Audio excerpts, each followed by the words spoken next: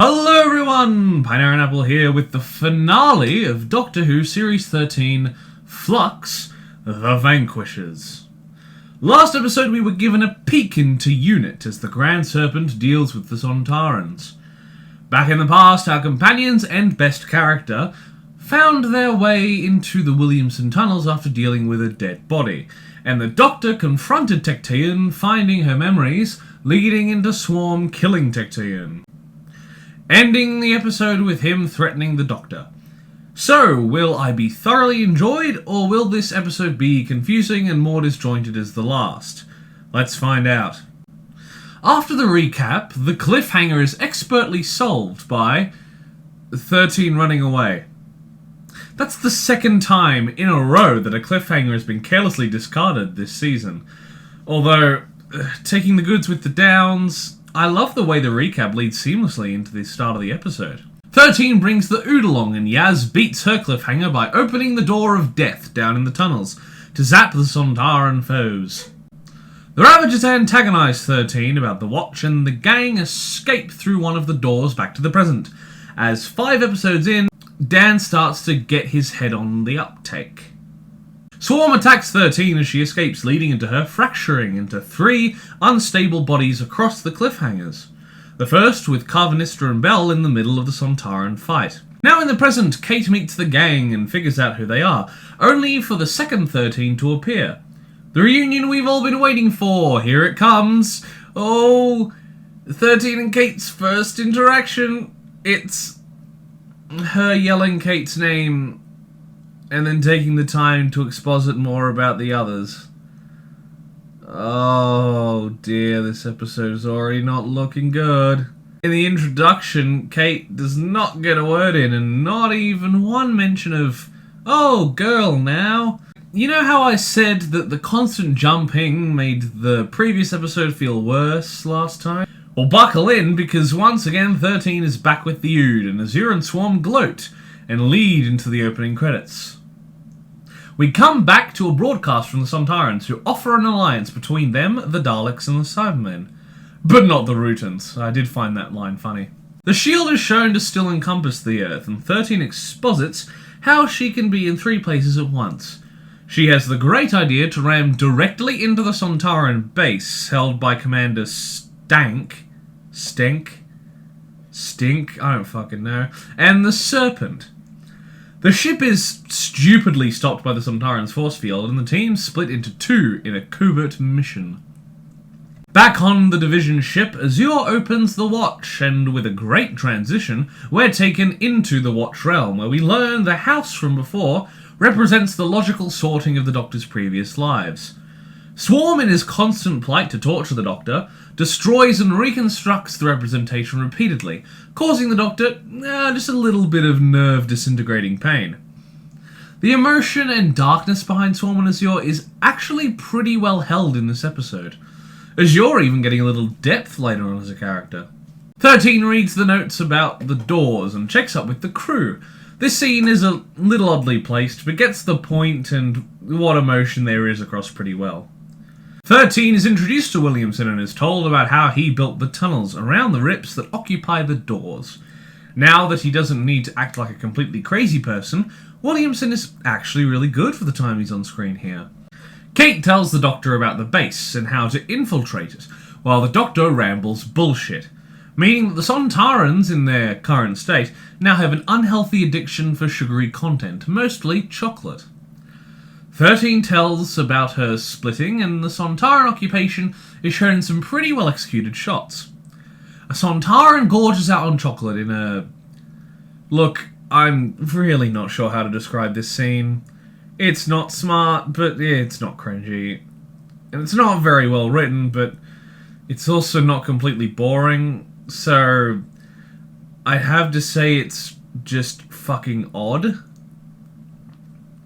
They exploit this commander's addiction and sneak 2 operatives into the Sontaran base to act with their psychic squad.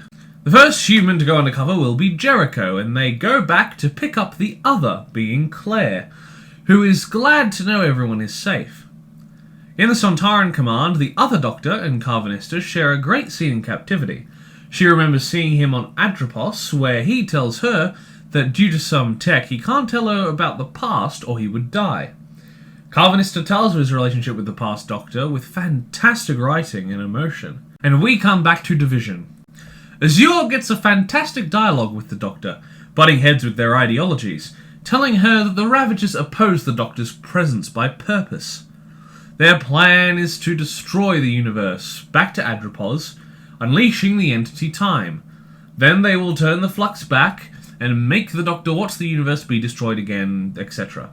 I'd call it a pretty dark plan, if it weren't for the glaring loophole that I'm sure will be exploited later. Azure's actress hasn't gotten much to do, but I do need to restate that this scene is probably one of the best parts of the episode. Swarm then reaffirms their plans by disintegrating 13 and putting her back together, calling her the universe in a strange parallel to what was said in the haunting of Villa Deodati. The Serpent now comes face to face with 13 as the Sontarans tell Carvanista how they killed all of his people in the ships. Wow, funny how this literal dogman gets more emotional content than Yaz got this season. Bell notices the Grand Serpent and we are Star Wars screen-wiped into Passenger, where Vinda and Diane remain. These two get some decent acting in, even if I have gripes with Diane this episode. This blue forest also looks pretty cool. And yeah, the shooting scene looks real awkward. They find a vulnerable spot in Passenger and escape in a tense and short scene. They run out of the Passenger into the space shown in the Halloween apocalypse. Jericho and Claire are placed in Sontaran tech to use their psychic waves to predict the final Flux event. Claire's psychic predisposition gives them a lot to work with, as the Serpent tortures 13 to find the location of Kate. 13 gets to analyse and piss off the Grand Serpent in a decent scene. 13's sarcasm here is great as the Serpent attempts to attack her, but her split position stops the snake being in its tracks. Coming to 13's rescue is 13, with the gang who uses the Sonic to halt the Grand Serpent. Fuck off! If she didn't frivolously use the Sonic enough in this era, this is going overboard. Halting the villain with it, it's annoying enough in a story. But a non-robotic being with a slight semblance of a throwaway explanation of how is going over the line. And with the sheer mountain of exposition this episode entails, I'm surprised they didn't stop and take 5 minutes to explain how it happened. Opposed to that shit, the two 13s actually have great chemistry. Belle sabotages the ship with her iPad in a quick but funny scene with both Doctors. Dan releases Carvanista, who speeds off. Everyone is now in the TARDIS, and 13 is ready to pull our undercover operatives back when needed. In a funny scene, 13 figures out Belle's pregnancy and finds the Sontaran's inspiring speech. The two 13s contact the one with the Ravagers, and this 13 analyses the OOD's statistics to find out the Flux is primarily other universally antimatter. Is this when Omega comes back? No such luck. The Ravagers change the Flux's direction, and the Infiltrators solve the Sontaran's problem. The Serpent rages and attempts to trace any Ultron energy nearby. Meanwhile, Venda contacts the Doctor before getting sucked back into Passenger. The Serpent kills a rando while looking for Kate, with this awesome cane I never noticed before. This rando tells him about the tunnels, and he goes on his way.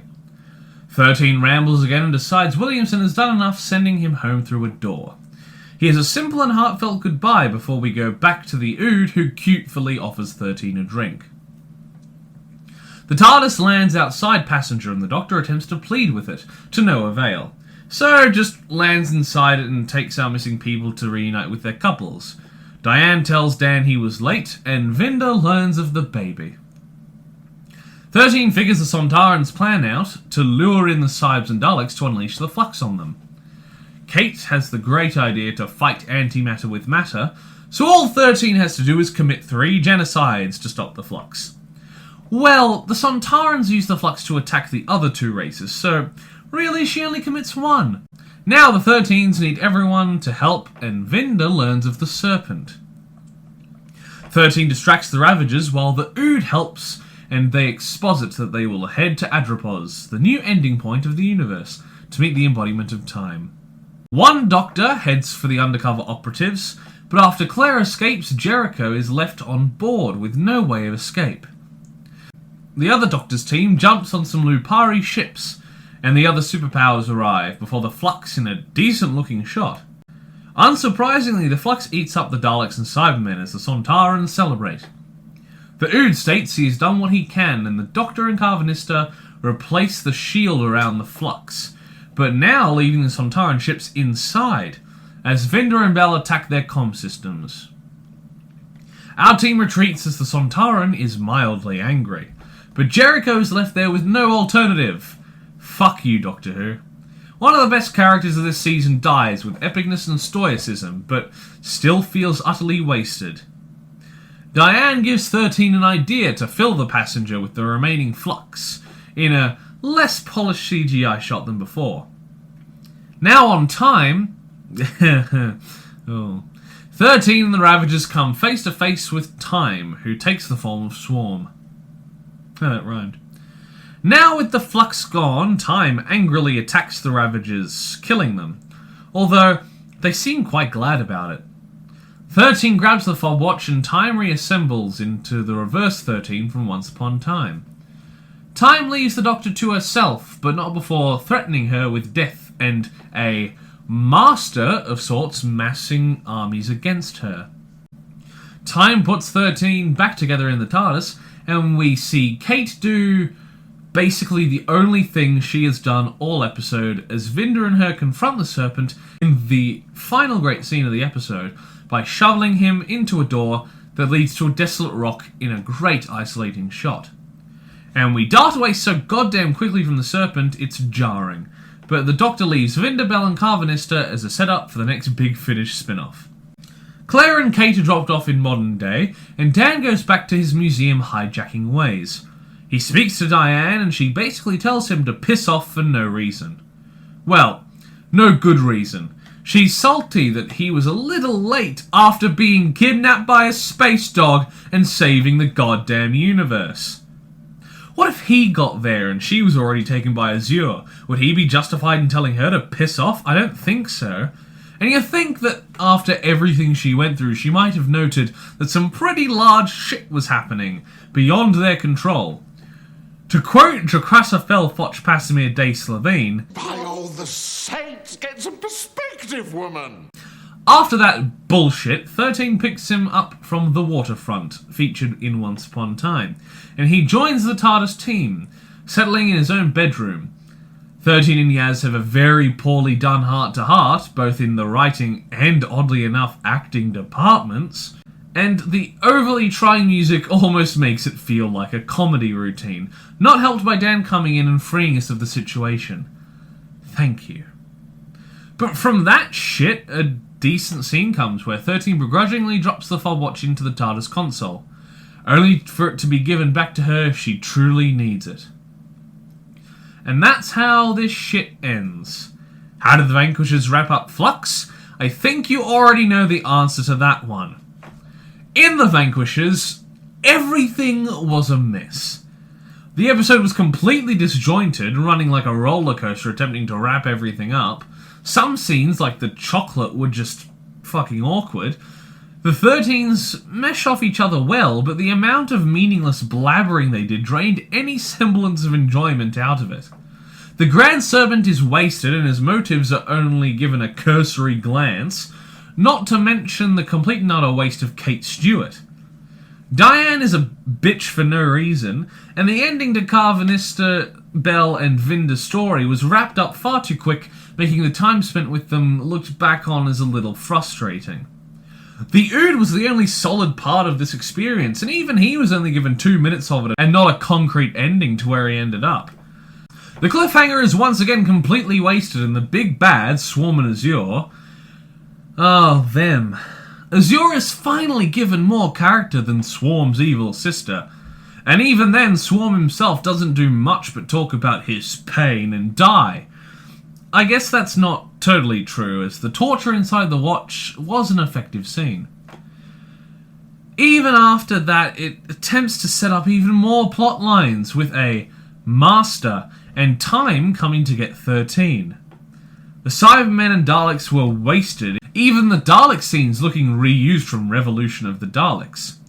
The Sontarans once again felt like the jokes they were in the Moffat era, and even if the idea of the Grand Serpent being alone and exiled like he did to Vinda is cool, we still have no idea why he was on Earth in the first place.